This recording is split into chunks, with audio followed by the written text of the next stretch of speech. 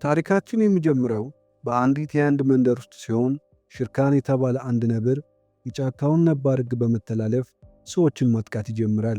በዚያ ሁሉ እልቂት መሃል ግን አንድ ሕፃን በተአምር ከሽርካን ጥቃት ይድናል። ቡጊራ የተባለ ጥቁር ፓንተርም ሕፃኑን በአቅራቢያው ወዳለ የተኩላዎች ቤተሰብ ይወስደዋል። ተኩላዎቹም ከሰዎች እጅግ በራቀው መኖሪያቸው በር ላይ ይህ ብላቴና መገኘቱ ያስደንቃቸዋል።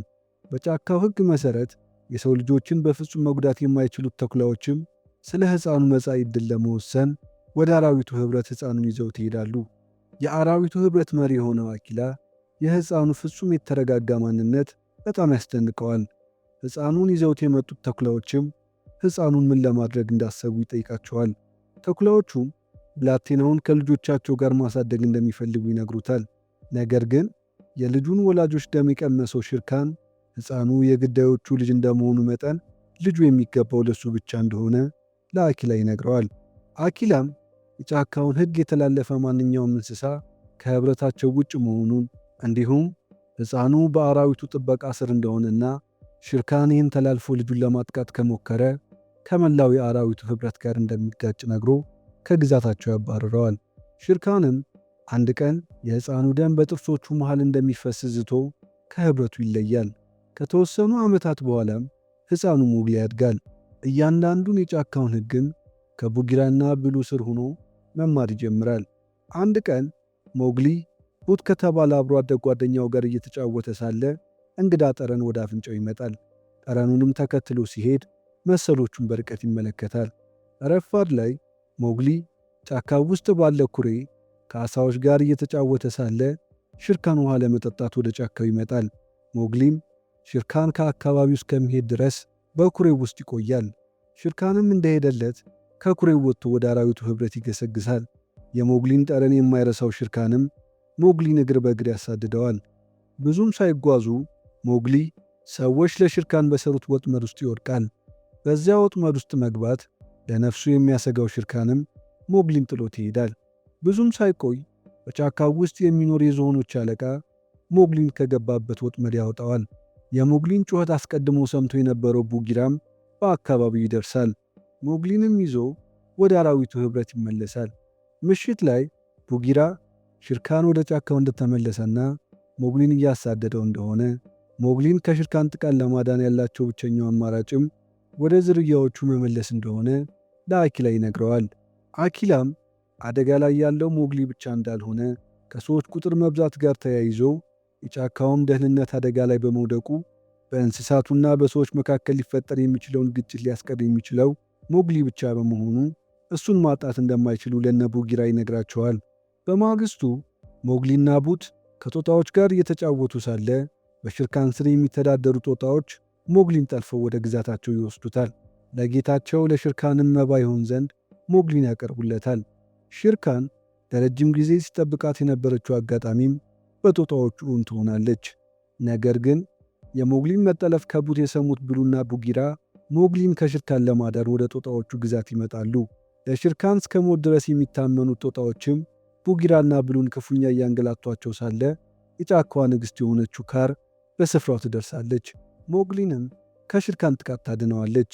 ምሽት ላይ ቡጊራና ሞግሊ አብረው ሳሉ ቡጊራ በርቀት የሚያዩዋቸው ሰዎች ሽርካን ከብቶቻቸውን ስለበላባቸው እሱን ለመግደል የተሰማሩ ሰዎች እንደሆኑ፣ ሞግሊንም ከሽርካን ጥቃት ሊታደጉት የሚችሉት እነሱ በመሆናቸው ወደ መሰሎቹ መመለስ እንደሚገባው ይነግረዋል። ሞግሊ በቡጊራ ንግግር ይበሳጫል። የእሱ መሰሎችም ያሳደጉት ተኩላዎች ብቻ እንደሆኑ ነግሮት ከቡጊራ ይለያል። ከዚያም ቀን ላይ ሕይወቱን ወደ ታደገችው ካር ይሄዳል። ካር ማንም ደፍሮት በማያውቀው መኖሪያዋ ውስጥ ሞግሊን በማየቷ ትገረማለች። ወደ እሷ ለምን እንደመጣም ትጠይቀዋለች። ሞግሊም ካር ለምን ከሽርካን ጥቃት እንዳዳነችው ይጠይቃታል። የጫካውን የትላንትና የወደፊት ታሪክ ታውቃለች የምትባለው ካርም ሞግሊን ከሽርካን ጥቃት ያዳነችው አንድ ቀን የጫካው አንደበት ይሆናል ብላ ስለምታስብ እንደሆነ ትነግረዋለች። በሌላ በኩል ሽርካን ወደ አራዊቱ ኅብረት ይመለሳል። ከዕድሜው መግፋት ጋር ተያይዞ ረፋድ ላይ ግዳዩን መያዝ ያልቻለው አኪላ በጫካው ሕግ መሠረት እሱን ታግሎ ለሚያሸንፈው ተኩላ ሥልጣኑን መስጠት እንዳለበትም ይነግረዋል።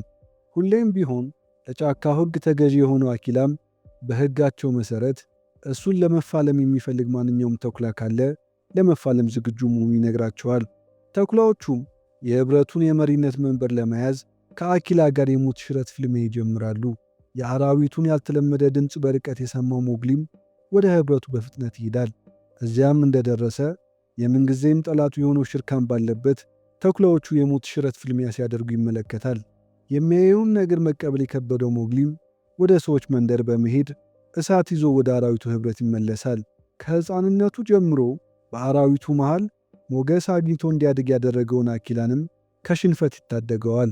ይህን ሁሉ ችግር የፈጠረውን ሽርካንም ወደ ህብረቱ ተመልሶ ከመጣ በቁሙ በእሳት እንደሚያቃጥለው ነግሮ ከአራዊቱ ህብረት ያባርረዋል።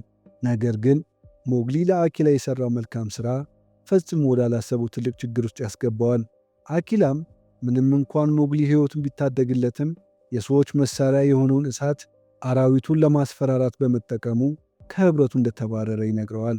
ሞግሊም የጫካውን ሕግ በመተላለፉ ከልጅነቱ ጀምሮ እናትም አባትም ሆነው ካሳደጉት አራዊት ለመጀመሪያ ጊዜ ይለያል። ምንም አይነት ሌላ መሄጃም ስለሌለው እስከ ዛሬ በርቀት ሲመለከታቸው ወደ ነበሩ መሰሎቹ ይሄዳል።